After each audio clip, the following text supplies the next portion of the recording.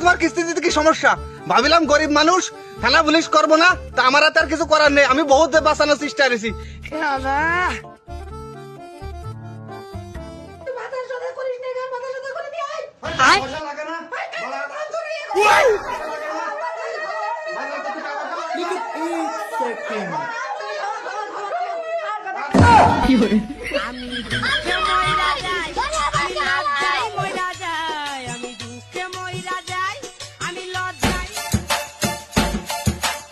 কিস্তি পরে দিবানে আগে জীবন বাঁচায়।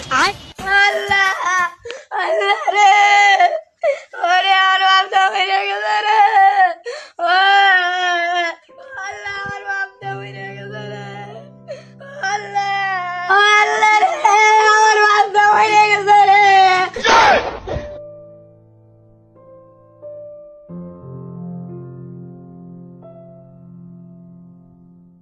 আল্লাহ আমার বাপ চলে গেছে রে।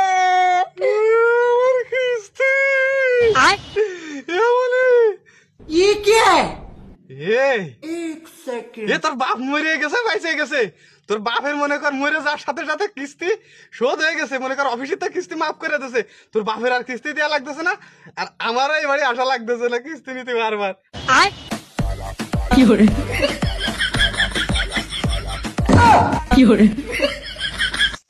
কি করছে?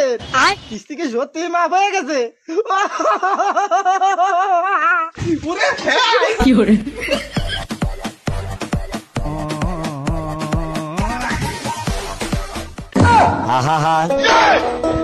আমি পারি না আর।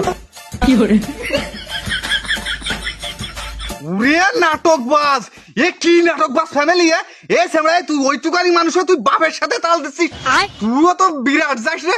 এ রাজেশ, আপনার নাটক আমি ধরে ফেলেছি, কোন নাটকে কাজ হবে না। কিস্তি দেন, হ্যাঁ ওঠেন, কিস্তি দেন। গোষ্ঠী মারেছে রে, এ তো আনন্দ ঠাবে। কিস্তিওয়ালা স্যারের কাছে ধরা খেলাম।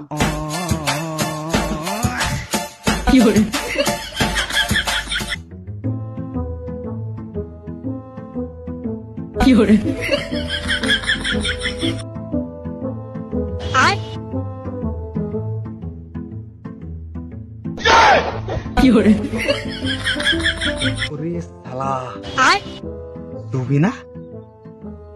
জুবি তো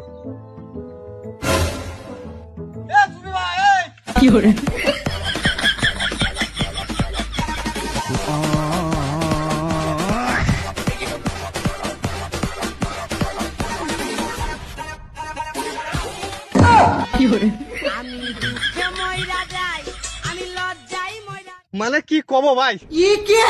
আজকে আপনার কিস্তি দেওয়ার ডেট, আপনি কনে যাচ্ছেন? হ্যাঁ, আপনারা যে কতবার আমি ফোন দিলাম, কতবার দেন, আপনি ফোন দিয়ে একবার মানে ফোনটাও উঠলেন না। আপনি আপনার না পারে বাড়ি গেছি, বাড়ি গেলে কথা কি আপনি বাড়ি নেই। আজকে কিস্তি দেওয়ার ডেট, আপনি এ করতেছেন কেন ভাই?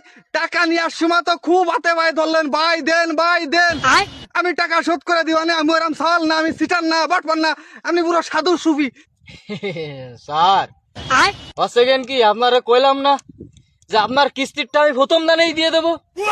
কি কব বড়া দুঃখের কথা, প্রথম দানে স্যার জুয়ে সব টাট হয়ে গেছি, না হলে তো আপনারা দিয়েই দিতাম। আমি পারি না আর পারি না। কি কব আপনারে, আমার বাসা খুঁজে পাচ্ছি না। আমি অত কোনো কথা শুনতে যাচ্ছি না। আপনি জুয়োয় ঠকিছেন কি হেলিকপ্টারে ঠকিছেন, আপনি যে জায়গায় ঠকে থাকেন না কেন ভাই, আপনি আমার কিস্তির টাকা দেন। আজকে কিস্তি ডেট, আপনার টাকা নিয়ে আমি অফিসে যেতে পারতেছি না, আপনি কিস্তির টাকা দেন ভাই। সেকেন্ড কি স্যার, ওই কিস্তির টাকা দেওয়ার জন্য আমি ব্যবস্থা করতে যাচ্ছিলাম স্যার। একটা মায়ে দেখতে যাচ্ছি বিয়ের জন্য, ওই জায়গাতে যৌতুকের টাকা নিয়ে আপনার কিস্তির টাকা দিয়ে দিবানে।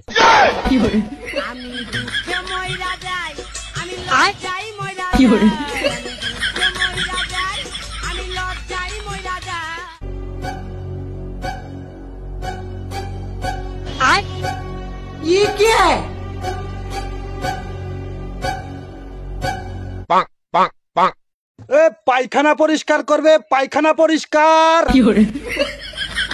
চলে গেল পায়খানা পরিষ্কার, পায়খানা পরিষ্কার। চলে গেল পায়খানা পরিষ্কার।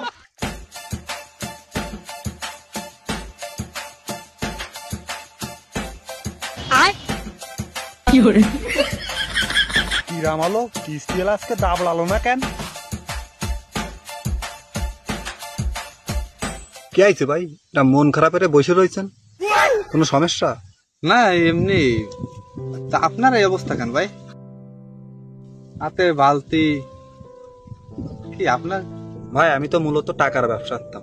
টাকার ব্যবসা মানে সুদের ব্যবসা। প্রথম প্রথম ভালোই চলতো, কিন্তু পরে যায় মানুষজনের কাছে টাকা পয়সা চাতাম, কেউ কিছু দিতে চাতো না। আর আনে টাকা পয়সা না পায়ে, কেউ না দিতে চাই, আনে এই সুইপারি ব্যবসা করতেছি। আর ভাল লাগে না ভাই।